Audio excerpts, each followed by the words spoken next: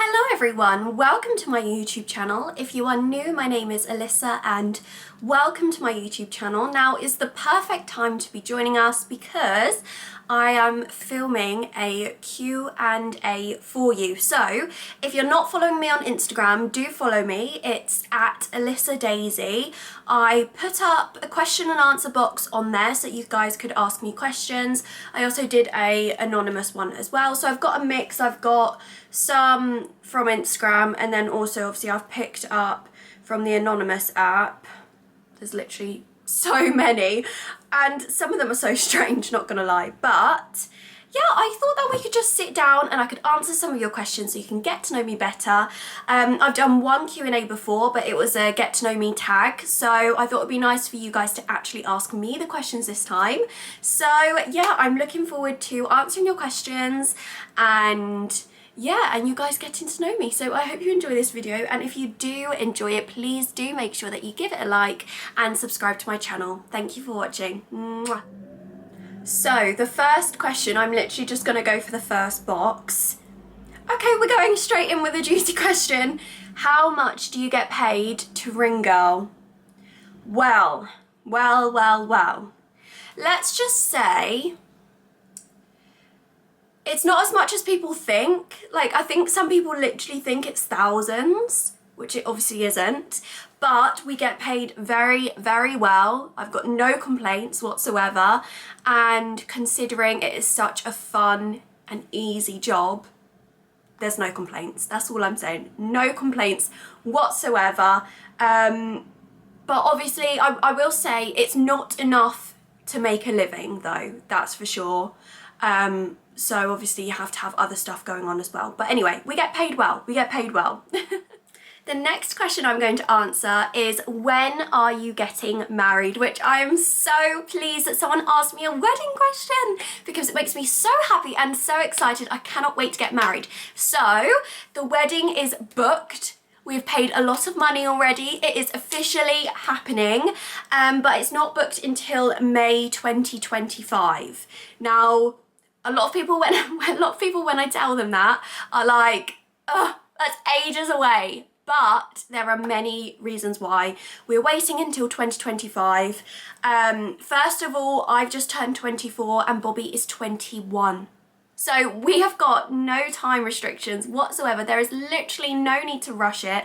I mean, let's be honest, I am the typical girl that has dreamed of getting married and her wedding her whole life, and I want to be able to enjoy every single second of being engaged, of getting married, of planning my wedding. I want to be able to book the exact photographer I want without having to worry that we don't have enough money because we haven't been able to save up, or because the wedding's in a year's time and they're already booked up. I want everything how I want it. Maybe I'm going to be a bridezilla, but I just want a stress-free, enjoyable experience. So if that means just waiting just over 2 years, plenty of time to save up, have everything how I want, to enjoy the experience, then I'm all for it.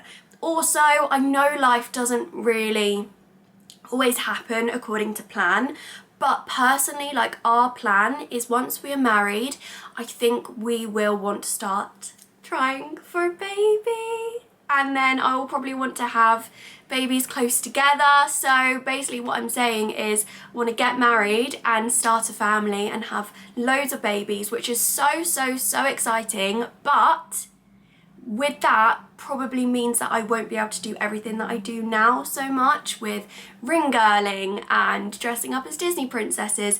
A lot of my career will be, I mean, listen, who knows? Maybe I will still be able to maintain my figure and still be doing it here and there, but I definitely won't be able to have the same lifestyle that I have now, which is absolutely fine because being a mum is going to be a whole new adventure and I'm just as excited for that, but also I adore my life now, so I don't want to rush it all basically. I just want to enjoy the next few years, like I say, plan the wedding, enjoy my career, and then hopefully by the time we get married I will be 26 and we should be in a position to have our children.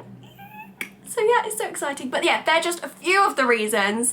We also have another financial goal We're hoping to buy another property potentially this year. We'll see what happens. So we're also like saving up for that as well. So saving up for a property and a wedding is hard. It's hard out. The next question is, do you believe in God? The answer is no, I do not, but I have absolutely no problem whatsoever if anyone does believe in God. Whatever you believe in is your business. But personally, I don't. The next question is, how is it working for Matchroom? It is honestly the best working for a company like Matchroom. Obviously, they're a huge company, but when we're there, it still has that family kind of feel. Like everyone, even, you know, Eddie Hearn and Frank, like everyone always has time for you to have a conversation, ask how you are. You know, everyone from the photographer, for example, will always take pictures for us if we ask him really nicely when he doesn't need to be doing that. Or the security guys look after us. Harry, shout out to you, Harry. He always buys us sweets and sits next to us and looks after us every single show.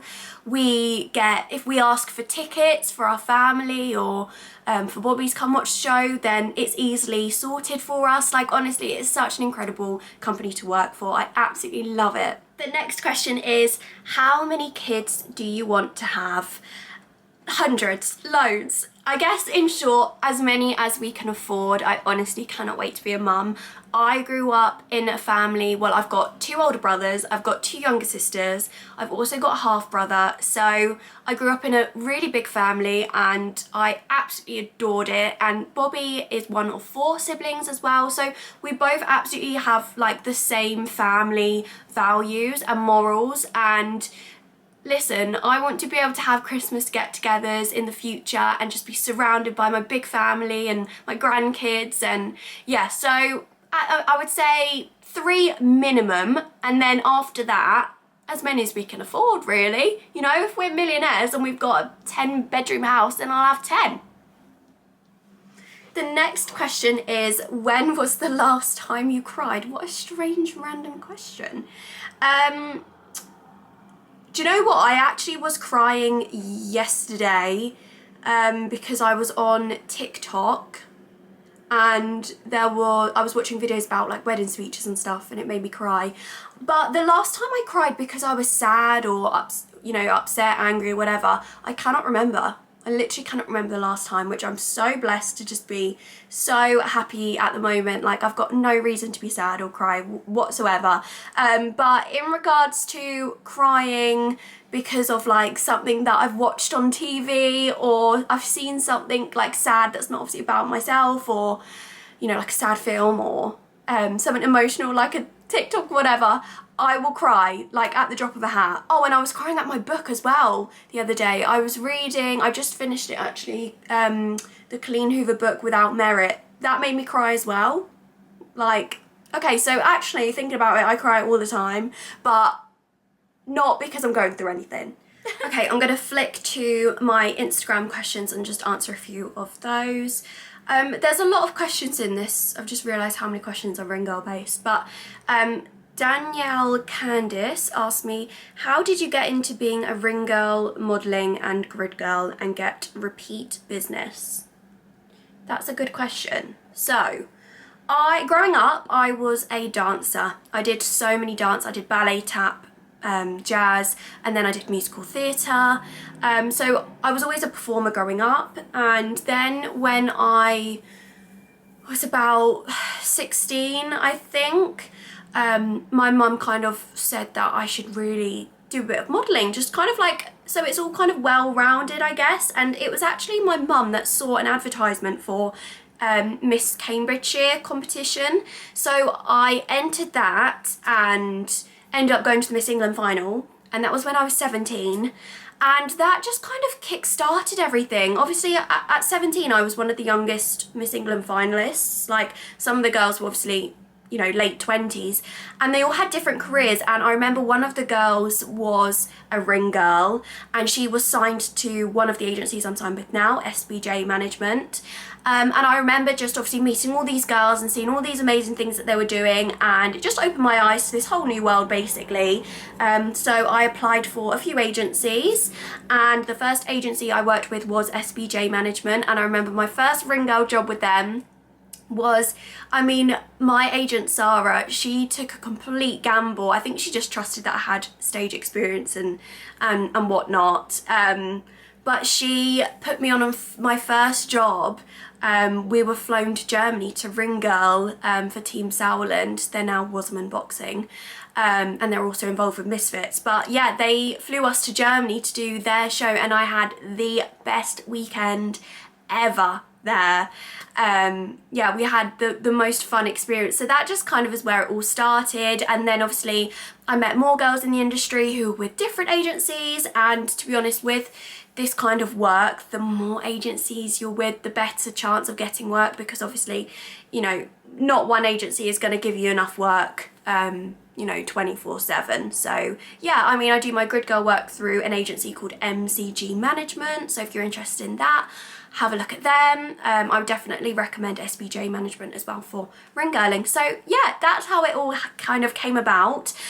One thing I will say is that it's not so easy. I mean, listen, I was ring girling for 5 years. You know, occasionally I got an amazing experience, like obviously going to Germany.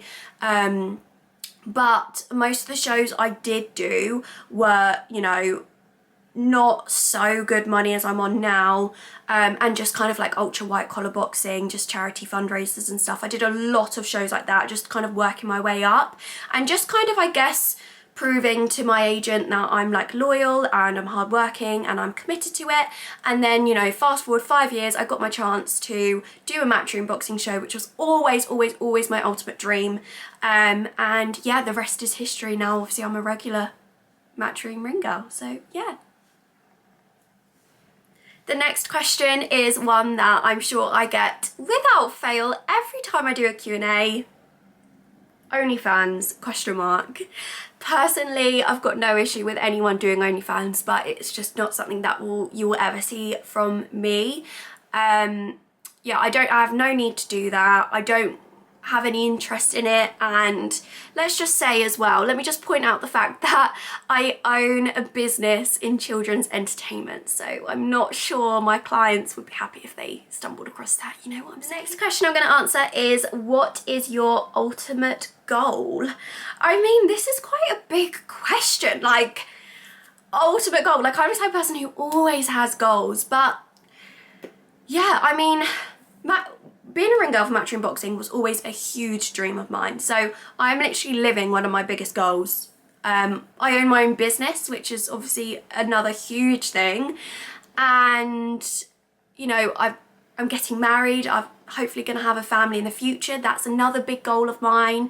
So I'm just trying to think what else I haven't actually like completed or like have got planned out in the future. Bobby and I do have plans to get into buy-to-let properties. We're saving up at the moment, and we're hoping within the next year or two we will be purchasing our first like rental property. So that is a really big goal of ours that we really hope will happen for us. So I guess in like say 5-10 years it would be nice for us to have like a property portfolio, and just be happily married. And do you know what, just to be as happy as I am now, like if I stay this happy forever, I'm winning, because I already just feel like I'm winning at life. Like, I'm so blessed. So this question says, ring or grid girl? Absolutely adore both jobs. They're both so much fun, and I'm so lucky to do both of them. But for me, it's always going to be ring, because I love boxing. So yeah, ring girl. This one says, horror or comedy films? For me, it's definitely going to be comedy over horror any day. Okay, so I'm gonna do one more question now. The last question I thought would be a good one to end on is, what's it like having your own business, and where do I start in creating my own? So this is the question. Honestly, I would, if you can, I would highly recommend having your own business and creating your own business to absolutely anyone. The freedom, the extra time it gives me, the extra money it gives me, it's honestly like the best thing you could ever do for yourself. Recommendations on how to go about creating a business, starting a business, you need to figure out what your passion is, because there's no point doing a business that you're not passionate about, otherwise you won't enjoy it. So obviously for me, I spent probably about 5 years dressing up as Disney princesses. I was obviously working for other companies and I absolutely adored my job so much, but because I was obviously working for other companies, I wasn't earning enough money to make it a full-time career. So I kind of was stuck in this position where it was like, right, I'm an adult, I need to get myself a full-time job now and start thinking about these adult things. So it's either give up the princessing, working for other companies, and just get a full-time job, or do I pursue this, set up my own business, and then potentially earn enough money to make a full-time living from it? So yeah, that's what I did. And first thing I did was sit there kind of, you know, writing endless notes, you know, jotting down different combinations for what the name of the business was going to be, researching. Obviously this is dependent on what your business is, but obviously for me, doing children's entertainment, I spent ages researching where I could get the best costumes from and wigs and stuff like that. I set up my website myself really easily from GoDaddy. I would really recommend GoDaddy. And to be honest, my website performs really, really well from like Google search and stuff. And you can see all of the results and analytics from GoDaddy as well. So I'd really recommend that too if you've got a business. So yeah, honestly, but it is the most rewarding thing you will ever do. And if you have something that you're passionate about and think you can turn into a business, then free yourself from the 9 to 5 life, and just go for it, because you won't regret it. Right, so I have just been talking for ages. I've just answered loads of questions there. Sorry if I didn't get around to answering your specific question, but I'm sure we can do one of these again, and I'll try and get through some more different questions. So yeah, thank you so much if you did ask me a question, and if you've made it this far, thank you for watching. And yeah, mwah, bye guys!